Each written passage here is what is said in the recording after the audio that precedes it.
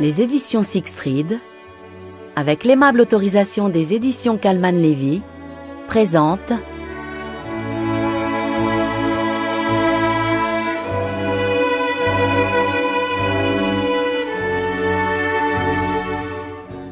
La petite fille de ses rêves, de Donna Leon, interprétée par Renaud Bertin.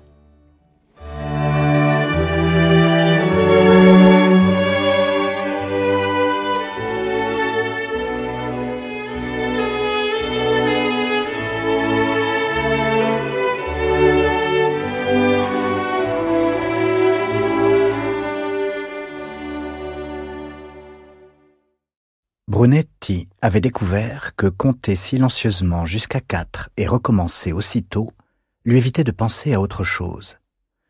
Cela ne l'empêchait pas de voir que le temps était paré de toutes les grâces du printemps. Il lui suffisait de regarder, au-dessus des têtes qui l'entouraient, la cime des cyprès sur un fond de ciel pommelé de nuages pour admirer un spectacle plaisant. Et il n'avait qu'à se tourner légèrement pour apercevoir au loin un mur de briques, au-delà duquel, savait-il, s'élevaient les dômes de San Marco. Compter était une sorte de contraction mentale, comme quand on rentre les épaules dans l'espoir qu'en réduisant la surface de son corps exposé au froid, on sentira moins celui-ci. Ainsi, en exposant moins son esprit à ce qui se passait devant lui, il pensait pouvoir diminuer la douleur. Paola, qui se tenait à sa droite, glissa son bras sous le sien, et ils se mirent à avancer d'un même pas. Son frère Sergio se tenait à sa gauche avec son épouse et 2 de ses enfants. Raffi et Chiara marchaient derrière leurs parents. Il se tourna, jeta un coup d'œil à ses rejetons et leur adressa un sourire incertain qui se dissipa rapidement dans l'air matinal. Chiara lui rendit son sourire. Raffi baissa les yeux. Brunetti serra le bras de Paola. Elle avait glissé sa mèche rebelle derrière son oreille gauche. Elle portait les boucles d'oreilles en or et lapis-lazuli qu'il lui avait offertes pour Noël, 2 ans auparavant. Leur bleu était moins foncé que celui du manteau qu'elle portait. Bleu, et non pas noir. Quand avait-on cessé, se demanda-t-il, de porter du noir pour les enterrements? Il se rappelait celui de son grand-père, où tous les membres de la famille étaient vêtus de noir, en particulier les femmes, qui avaient l'air de pleureuses professionnelles lors de funérailles victoriennes, même si cela se passait bien avant qu'il sache quoi que ce soit des romans victoriens. Le frère aîné de son grand-père était alors encore en vie et avait accompagné le corbillard dans ce même cimetière, sous ces mêmes arbres, derrière un prêtre qui avait dû réciter les mêmes prières. Brunetti se souvenait que le vieil homme avait pris avec lui une motte de terre de sa ferme des environs de Dollo, disparue depuis longtemps sous le macadam de l'autoroute et les usines du secteur. Il n'avait pas oublié comment son grand-oncle avait sorti son mouchoir de sa poche, tandis qu'il se tenait silencieux devant la fosse ouverte dans laquelle on descendait le cercueil. Ni comment le vieillard, qui devait être alors largement nonagénaire, avait déplié le tissu, pris la petite motte de terre, et l'avait laissé tomber sur le cercueil. Ce geste était resté l'un des souvenirs les plus mystérieux de sa jeunesse. Il n'avait jamais compris pourquoi son grand-oncle l'avait fait. D'ailleurs, personne dans sa famille n'avait pu le lui expliquer. Il se demandait maintenant, tandis qu'il se tenait là, si toute la scène n'avait pas été le fruit de l'imagination surmenée d'un enfant, réduit au silence par la vue de la plupart des gens qu'il connaissait enveloppés de noir, et par la confusion créée dans son esprit par sa mère qui avait tenté de lui expliquer ce qu'était la mort. Il n'avait que 6 ans. À présent, elle le savait, pensa-t-il. Ou pas.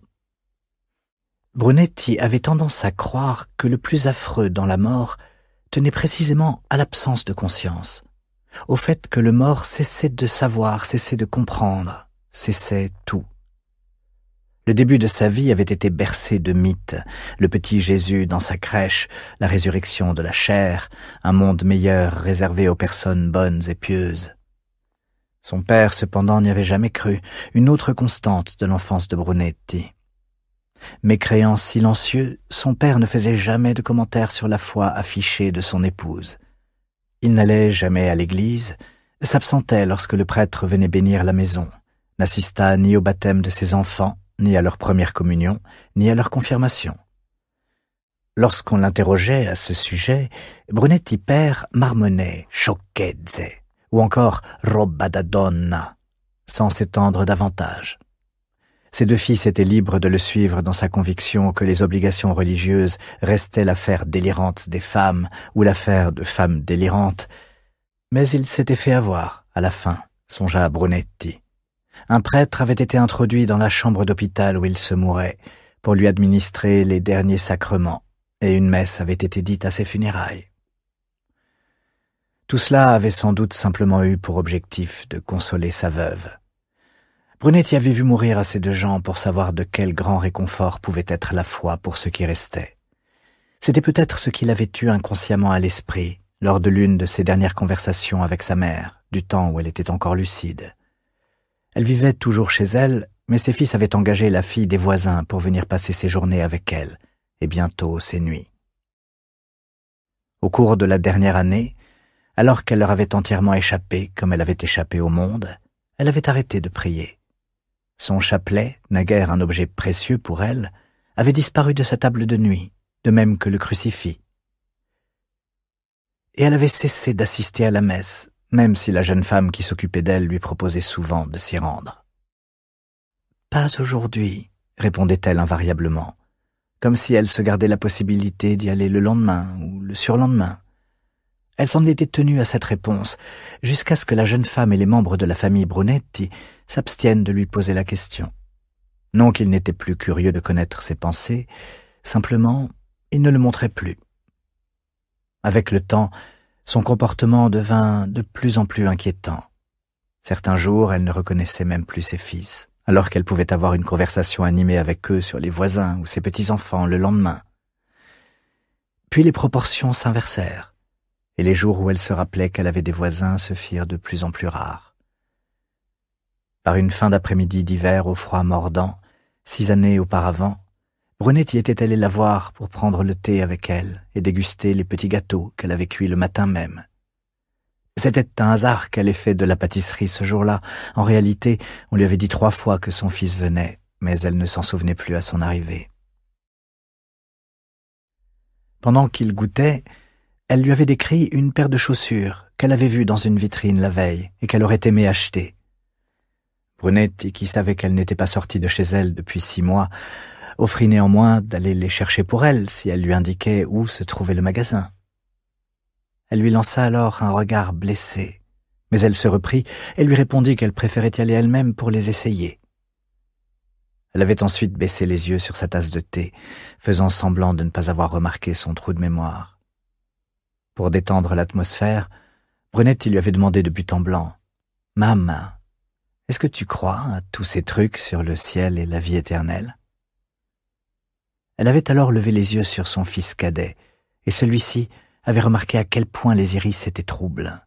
« Le ciel ?» demanda-t-elle. « Oui, et Dieu, tout ça ?»